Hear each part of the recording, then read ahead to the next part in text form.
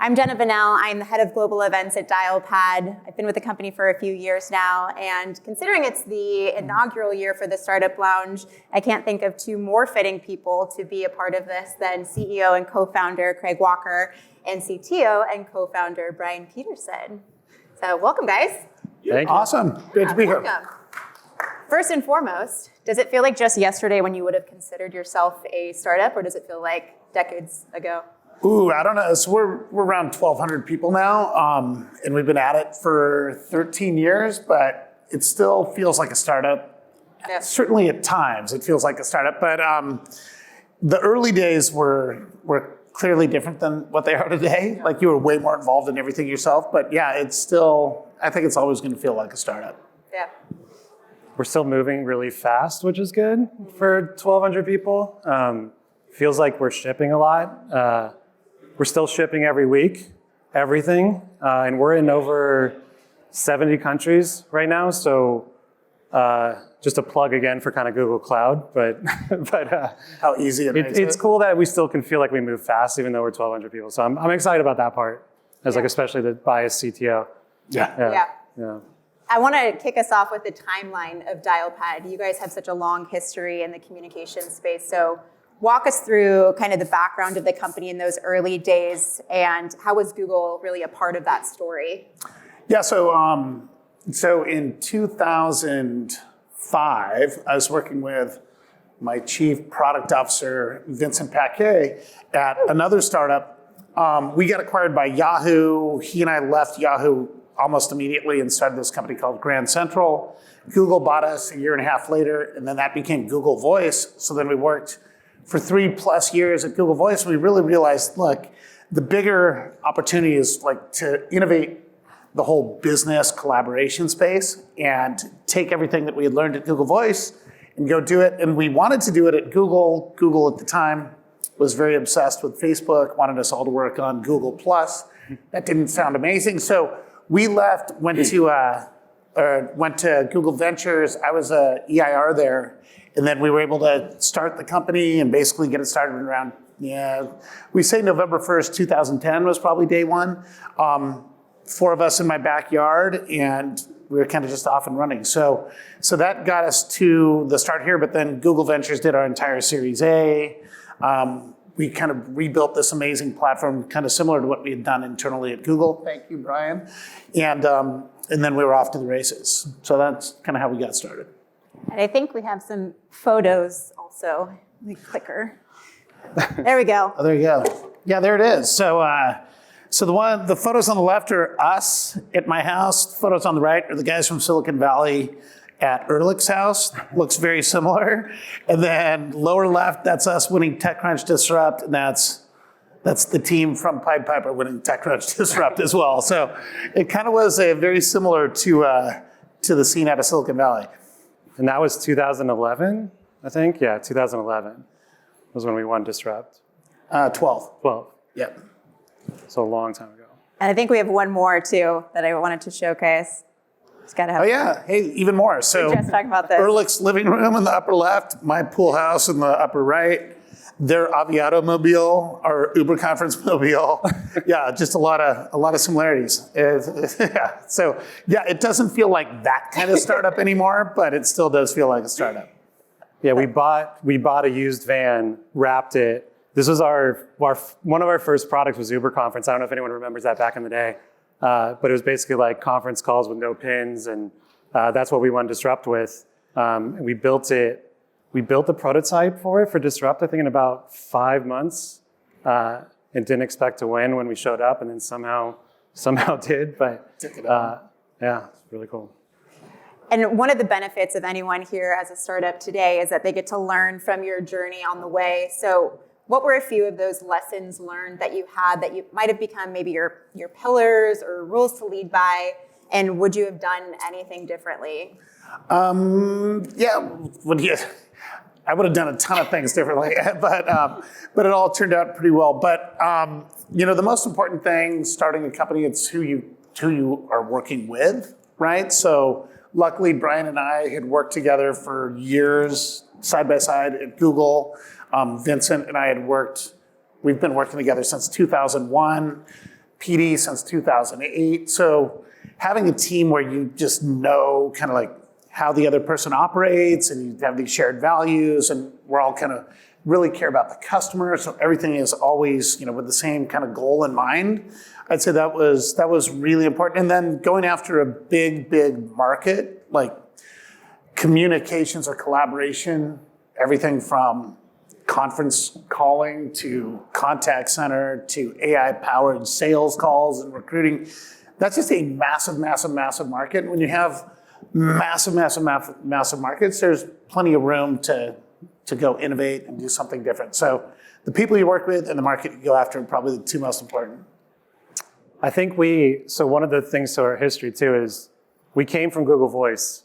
That's how I met Craig. I was at Google back in 2002, learned everything about Google, met him when he got acquired with Grand Central, helped build Google Voice and ship it. When we left, everyone assumed we were gonna do communications and we kind of, we're like, well, we just did communications. Let's do something else. And I think Craig brought it up. He goes like, what do you think about restaurant software? I'm like, restaurants? Like, we don't know anything about restaurants. He goes, well, we didn't know anything about communications either when we started that. I'm like, all right, let's do it. Let's try it.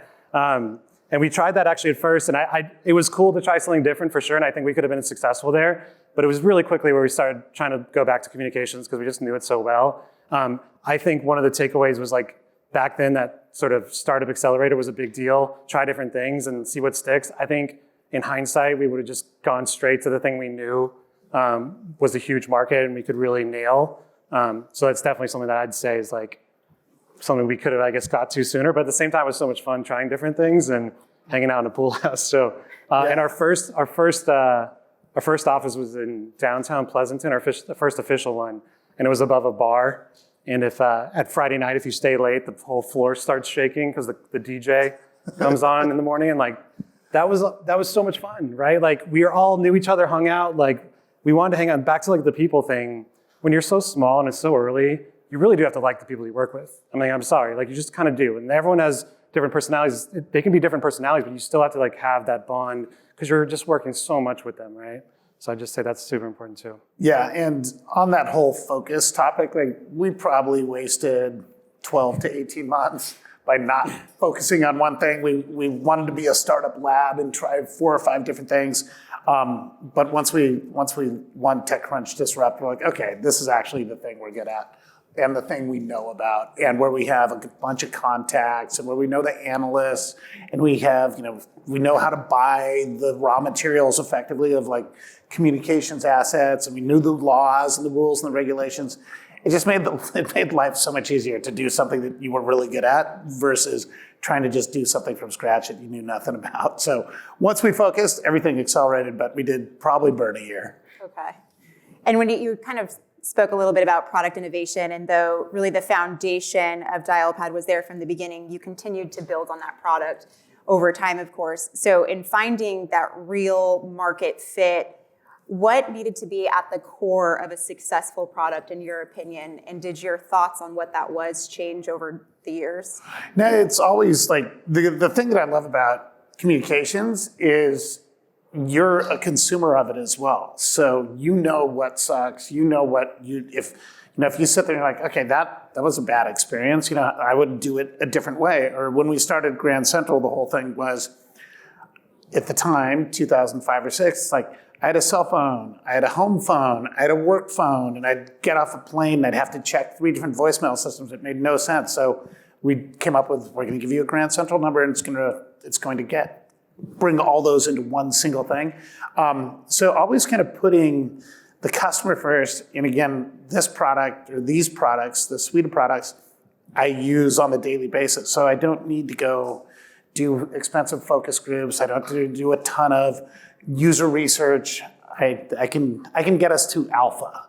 And if you really, really care about the customer and their experience and their journey, it's a never-ending process of sanding down the rough edges. I mean, there's a million, and then you launch new features and you got to sand those down too. So it's just this never-ending process, but putting the customer first is I've always found that's the best way to go. So the interesting thing about the customer first too is that they say you want to find the one customer, right? And just make them super happy, right? Don't worry about everyone, just worry about the one, right? And then go from there.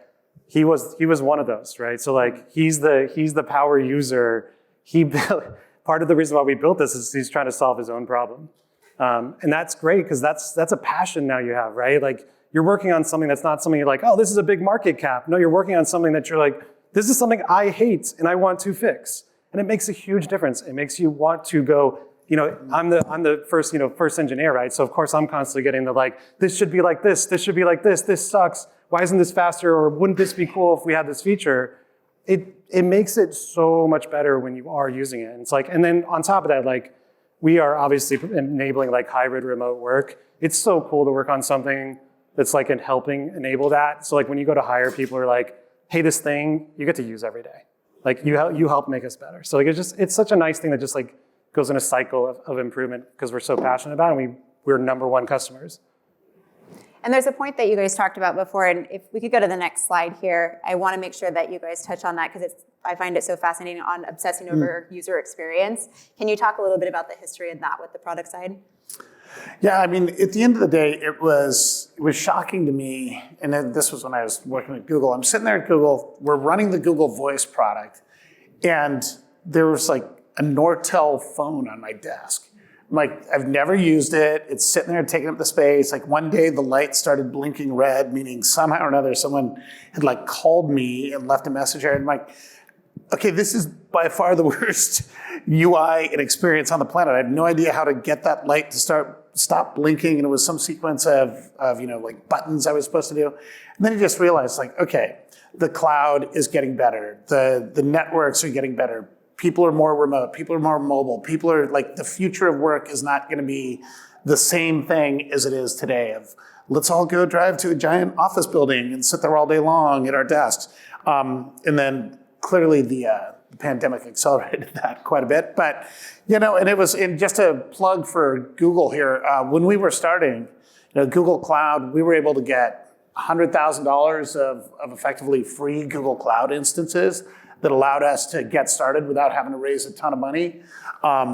We were able to they gave us our first 250 workspace, or at the time was Google Apps or whatever was it called? Anyway, App Engine, Google App Engine, yeah. No, but like the Gmail and the Drive and all that stuff. Workspaces, I guess. Workspaces now? Yeah. Okay. But that was a great way to get going. Like you're instantly able to just come out of the gate and have that. So anyway, hats off Google, startup, innovation, support. And now they give $300,000 if you're starting an AI startup, which is even more impressive. So, super helpful. But yeah, it was all about how do you make this horrible thing great? And Google was the absolutely right place to be trained on that because they're all about this great architecture. They're all about this great super scalable platform. And when we go out and compete against other less innovative companies, the idea that we could just turn on an entire big business like we can do it in 2 minutes. Just all go download the app and log in, you're in. Whereas our competitors would literally need to deploy machines and do a real increase to their capacity in order to take on a big customer. Like it just happens instantly. So the other thing too on the obsessing over user experience, like the one practical advice that I've seen that works is we always talked about when we left, we're like, God, like things should just be so beautiful and just work and look nice and we're in B2B SaaS and you're like, back then, like no one cared about how it looked, right? And like finally people started to get that like, just because it's a business doesn't mean it shouldn't be usable. Just because it's a business doesn't mean it should be something that they love to use every day. I think like Slack kind of cracked that. They were like one of the first ones to crack that, right? Realize that actually, no, B2B should be amazing and easy to use. But like we heard this all the time. And I talk to interview people or other people at startups, and you hear this all the time. Oh, we care about user experience, we care about design. Oh, how many designers do you have? Oh, well, we're a 100-person startup, we have one designer on contract. I'm like, you care about design and user experience, and you have one designer for 100 people. Our fourth co-founder was a brilliant full stack designer, visual, UX, everything. He was a genius. He could make videos. He could do everything. But at the time we had 30 people, and it's mostly engineering at the time. We still had I think 3 or 4 designers for 30 people. Like I think it's the one thing is like you say like that matters so much. Like your product could be better than someone else, but if it looks worse, you might lose business. And like, to me, that's like the biggest return on investment is like invest in the design team early. Yeah. So moving on to kind of the future and what's next for us. So with AI at the forefront of really every conversation right now, what do you guys see as the future and what can we kind of expect and what do you want to see? Yeah, I'll go first. The AI has such an incredible ability because the way I'm going to throw this to my man Dan. There we go. The way our AI stack works, or our stack works, is we want to own every layer of the platform. We want to own the collaboration layer. We want to own the messaging layer. We want to own the video layer. We want to own the AI layer, and our omni-channel and our customer support tools and all these things. So you own that whole stack. And I grew up in Cupertino, California in the early 70s, like literally lived on the same street as Steve Jobs, which I didn't find out about until after he died. So it wasn't like he was giving me advice. But like, I love the way Apple owns the entire stack, like down to the silicon now. That M2 chip makes your laptop work and stay alive 2 weeks longer than it used to. So it's amazing. So you own the entire stack. And part of that was we acquired this real-time artificial intelligence company 5.5 years ago that's built into the core of that. So now, no matter how you're talking to a customer, a prospect, or a candidate that you're trying to recruit, could be over messaging, could be over a video conference, could be over a phone call, could be over WhatsApp. It all goes through this real-time AI engine. And so now when we're trying to do things of like trying to figure out, what is the satisfaction or the NPS of that engagement or of that person? What's their propensity to buy? Are they happy? Are they unhappy? What's going on in your business? What's making things unhappy? You can now analyze all that stuff because it's all going through this one channel. And it's not just like, here's my little customer support silo, and if you call, we can use AI in it. No, it's any interaction that goes through your company, you can then get this great view of. So we're starting with, yes, support is an obvious one. Sales is the next obvious one. The next one is recruiting. Recruiting is very similar to sales. What questions do you ask? Do you ask them consistently? Are you doing the right follow-ups? And what was the satisfaction level of the candidate that you talked to? So that's kind of where we are now. But I think the cool thing is, as that language model builds and as you have more and more data, and we currently have like 5 billion minutes of training data already, which is almost 10,000 years of training data, you can now start getting into industry-specific models. Like, hey, so if someone said this in a law firm, we can have a more accurate response to it or understanding of it. If someone said this in a doctor's office, it might be a whole different model. And you can start getting specific, and it's only going to get more accurate and more helpful.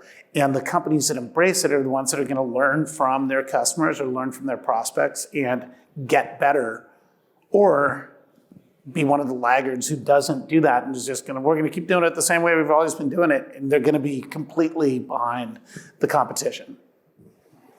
So we talk about differentiation, and that's like an obvious one. Everyone's like, oh, differentiation at startup, of course. Like that's like the first thing they tell you. I do emphasize that, and I think like finding that, I think people try to maybe shoot too far in differentiation.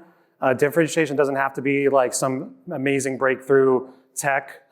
It can be things like specialization, like Craig said. Go vertical. Like you don't have to solve every business's problems. Solve a certain type of business problems, right? Because Google will try to solve the really big ones. Who are the ones, like these startups are going to be the ones who solve the smaller problems, the more like legal, right? Or sales or recruiting. I think that's a big part of it. But back to like differentiation, AI is everywhere, okay? Like everyone's like, oh, AI, everyone looks like they have AI. How do you differentiate yourself in that, right? And it was like, hey, we can all use ChatGPT or Vertex, Google's version. But at some point too, you need a little bit of customization. You do need a little bit of differentiation. And like, if everyone else is using ChatGPT, well, how is that differentiating? So we knew in communications, like in customer intelligence, we needed to have AI. Again, 5 years ago is when we started this. What is going to be different about it? Well, every competitor out there, there was competitors for sure, but every competitor out there was doing things like post-call or post-meeting, right? You find out after the fact. You're like, well, everyone's doing that. Everyone's send your recordings, send your text messages over the wire, and we'll give you back reports.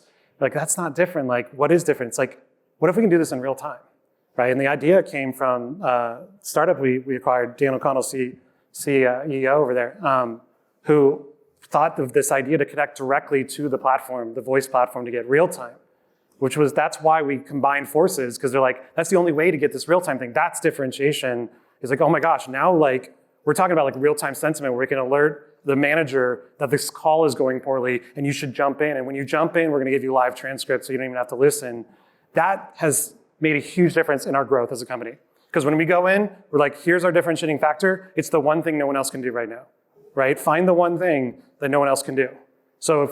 And until you have that, you don't necessarily have differentiation, right? And I think we got lucky on that, but like we found that one thing, and it's helped our growth substantially.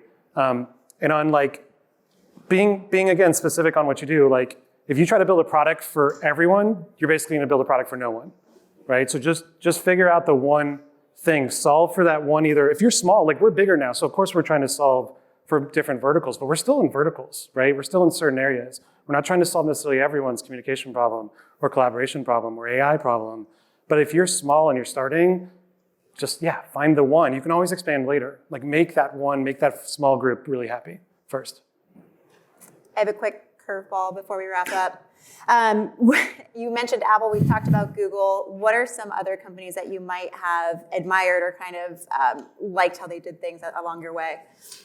Any brands that stand out to you? Yes, so Apple, Google, amazing. I think Amazon too. The amount of like industries they've created is incredible. You know, like buy something online, then buy a book online, then buy anything online, then come up with the cloud concept, come up with the e-reader, come up with, there's just, I don't even know, like they have streaming video service, they're in so many different things, and they do them all really, really well.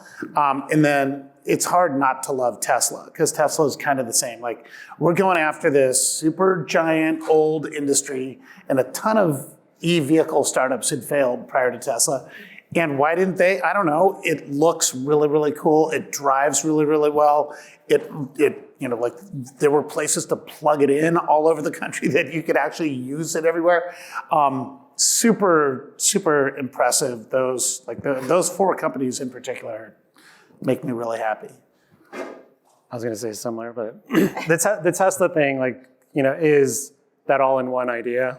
Back to another piece of the differentiation we shot for was like, if we can do this all in-house, we have an advantage. If you own, we're in, of course, big form of customer communications, customer intelligence, contact center, right? If we can own the entire customer journey, that's huge, right? A lot of people out there have one piece of it. If we can connect to everything and own the entire communications platform with the customer, huge differentiation. It's the Apple of business communications we kind of say inside. We have that motto a little bit just internally. That means a lot. It's all in-house. There's a reason. It's our core competency. Don't outsource your core competency, right? And Tesla's integrated, right? I know it's hardware too, but the software is unbelievable. And everyone else was outsourcing their software. But software is so important for something like that, right? And now because they built something from the ground up that's so much better, now everyone else is struggling. They can't catch up. So just second that. Yeah. Awesome. Well, thank you guys. Craig, Brian, thank you so much for the insights. We're going to be out in the lounge, actually. Craig and Brian will be answering questions out in the lounge for any Q&A for the next 10 to 15 minutes. Also, we would love to hear your feedback on the session in the mobile app. There'll be a survey in there, and we'd love to hear from you. Otherwise, we look forward to meeting you at Next. Thanks, everyone. Thanks for coming, y'all. Thanks.